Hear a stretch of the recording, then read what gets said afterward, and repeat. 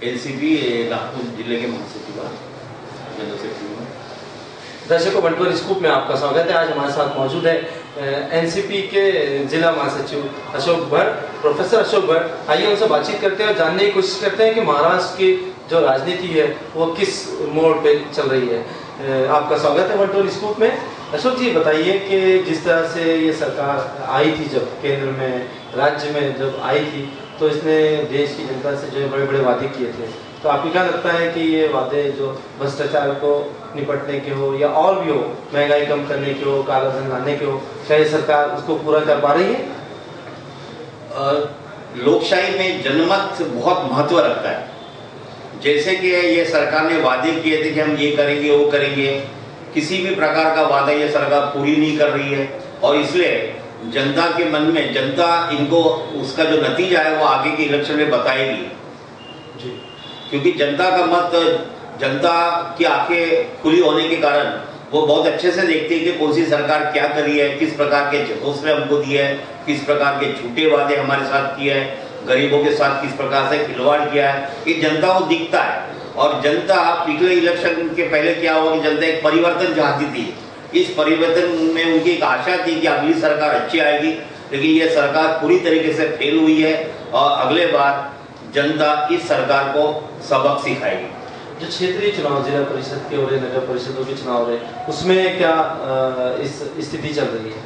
अभी अगर आप पिछले 1.5-2 साल का मुआयना अगर आपने किया तो आपके ध्यान में आया होगा कि जितने जिला परिषद है, पंचायत समिति है, महानगर पालिका है, उसमें फिर से कांग्रेस राष्ट्रवादी की सीटें बढ़ती जा रही है, और यही ये सरकार की असफलता है, ऐसा मुझे लगता है। जी, जिस मॉडल को लेकर, गुजरात मॉडल को लेकर देश के जो है प्रधानमंत्री बने देश के प्रधानमंत्री बने, तो उस मॉडल के बारे में जो चल रहा है गुजरात में, उसके बारे में आप क्या कहना चाहेंगे? गुजरात मॉडल, वैसे आपको मैं एक बात बता दूं कि गुजरात में जो कुछ डेवलपमेंट हुआ है वो मोदी के सरकार के समय नहीं हुआ, ये कांग्रेस के सरकार में ही हुआ है। वहाँ का एजुकेशन सिस्टम, वहाँ के रोड, वहाँ के इंफ्रास्ट्रक्चर, ये सारा डेवलपमेंट जो हुआ है वो कांग्रेस के सरकार के वक्त हुआ है। और मोदी ने सिर्फ लोगों में एक धास्ती निर्माण की थी, चुप रहने को कहा था, कोई किसी प्रकार के आंदोलन नहीं करने होते थे, ये सारी बातें हो।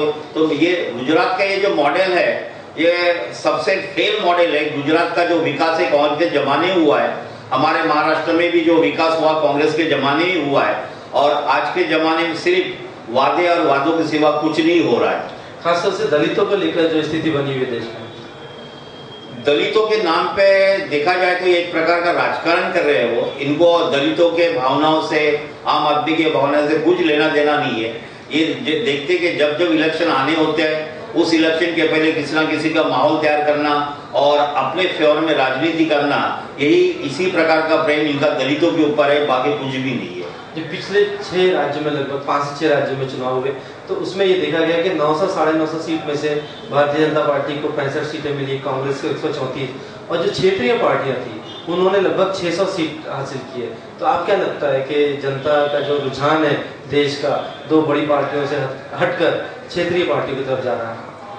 इसमें सबसे महत्वपूर्ण बात यह है कि लोगों को हमेशा एक सरकार जब आती है तो उनके प्रति उनकी जो नाराजगी रहती है, तो उनको लगता है कि कुछ तो भी चेंज चाहिए, बदल चाहिए, इसलिए वो दूसरी सरकार को चुन के लाते हैं। दूसरी सरकार आती है, फिर वही करती है, तो फिर उनके समझ में आता है कि हमारे से गलती हुई है, वो गलती सुधारने की कोशिश करती है, और ये गलती सुधारने का ही नतीजा है कि वो क्षेत्रीय पार्टियों के तरफ ज्यादा से ज्यादा लगा लगता है, क्योंकि उनको लगता है कि ये मेरे राज्य की पार्टी है, ये बाकी राष्ट्रीय पार्टी के मुकाबले ये हमको अच्छे से न्याय दे सकती है, इसलिए लोगों का झुकाव क्षेत्रीय पार्टी की तरफ रहता है। लेकिन मैं ये चाहूंगा क्षेत्रीय पार्टी में, जैसे कि अभी हमारे महाराष्ट्र में ऐसा ट्रेंड है कि जैसे तेलुगु देशम पार्टी आंध्रा में है, तमिलनाडु में डीएमके है, इन लोगों का वर्चस्व रहता है, उनको लोगों को इस पार्टियों के बारे में अपनापन महसूस होता है, इसलिए उन लोगों के प्रति लगाव रहते हुए उनको चुन के लाते।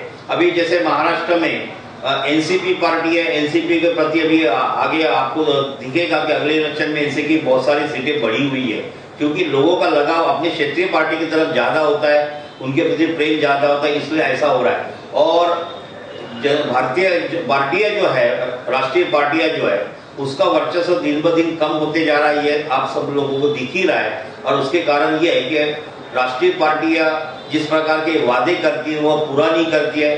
कांग्रेस के जमाने भी ऐसी बहुत सारी खामियां थी, कांग्रेस के बड़े बड़े नेताओं की खामियों की वजह से कांग्रेस पीछे पड़ गई। लेकिन अभी लोगों के समझ में आ गया कि ये बड़ी भारतीय जनता पार्टी की भलाई लोकसभा में इतनी मेजॉरिटी के साथ में आई, लेकिन वो बातें और मन की बात के सिवा कुछ भी नहीं कर रहे। लोगों को मन की बात नहीं चाहिए, उनके दिल की बात चाहिए, उनके काम होने चाहिए, उनके जो फैसिलिटीज है उसमें सुधार होना चाहिए। सारी बातें देखते हुए फिर से मुझे लगता है कि कांग्रेस को, एनसीपी को अच्छे दिन आने वाले। आपको क्या लगता है कि मोदी जी अपने मन की बात सुना रहे हैं, देश की जनता की मन की बात नहीं सुन रहे हैं? मोदी जी का कम्युनिकेशन वन वे हो रहा है, वो सिर्फ अपने मन की बात लोगों को जबरदस्ती से सुनाए जा रहे हैं। लेकिन लोगों की मन की बात जानने की कोशिश अगर उन्होंने की होती तो अभी तक उन्होंने जो बहुत सारे जनधन जैसी योजना बनाई, जिसमें 15-15 लाख रुपए हर व्यक्ति के खाते में डालने की बात की, वो 15 लाख तो छोड़े, 1 रुपया भी उनके खाते में जमा नहीं हुआ। स्विट्जरलैंड से, स्विस बैंक से लोगों का जो काला धन है उसको वापस लाने की बात की थी, वो भी आज तक उसका भी 1 रुपया नहीं आया। सिर्फ इधर से उधर लिस्ट आती है जाती है, लेकिन 1 रुपया भी लोगों के खाते में जमा नहीं हो रहा है। ऐसे कई वादे।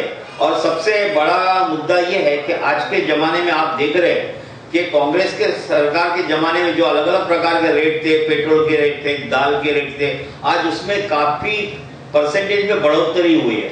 ये अच्छे दिन की, इसको अच्छे दिन तो हम किसी भी हालत में नहीं बोल सकते, ये अच्छे दिन नहीं है। और ये अच्छे दिन है या बुरे दिन है ये लोगों के समझ में आता है। लोग इसे, मोदी जी इसको अच्छे दिन कह रहे हैं, लेकिन लोग इसे बुरे दिन कह रहे हैं। और ये बुरे दिन का नतीजा आगे सामने के इलेक्शन में लोग ही आपको बताने वाले हैं। अंतिम सवाल आपसे, एनसीपी का रुख क्षेत्रीय पार्टियों के फेवर में या छोटे छोटे राज्यों के लिए, छोटे छोटे राज्य होना चाहिए, खासतौर से जो विदर्भ का मुद्दे की बात होती है, तो एनसीपी का क्या रुख है इस पे? मेरा पर्सनल ओपिनियन एज अशोक बढ़ करके मैं ये बोलूंगा कि मुझे विदर्भ चाहिए। लेकिन मैं एनसीपी जैसे एक पार्टी का सेक्रेटरी होने के नाते मुझे ये लगता है कि हमारे राष्ट्रीय नेता की भावना इसके प्रति क्या है, इस बात को भी मुझे ध्यान में रखना पड़ेगा।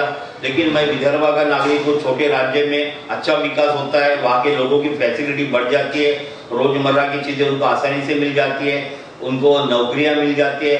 ये सारी बातों को देखते हुए विदर्भ राज्य होना चाहिए या छोटे छोटे राज्य होना चाहिए। लेकिन यहाँ हमारे एनसीपी की भावना यह है कि एनसीपी चाहती है कि जनमत अगर विदर्भ के लोग चाहते हैं तो हम विदर्भ की मांग को हमेशा उसको एक्सेप्ट करेंगे, उसको हम मान्यता देंगे। लेकिन अभी इस प्रकार का जनमत अभी हुआ नहीं है। जब कभी जनमत होगा तब विदर्भ राज्य के प्रति राष्ट्रवादी का रुख रहेगा, ऐसा मुझे लगता है। जी बहुत बहुत शुक्रिया अशोक जी 1 to 1 स्कूप से बातचीत करने का। दर्शकों आप देखते रहिए 1 to 1 स्कूप।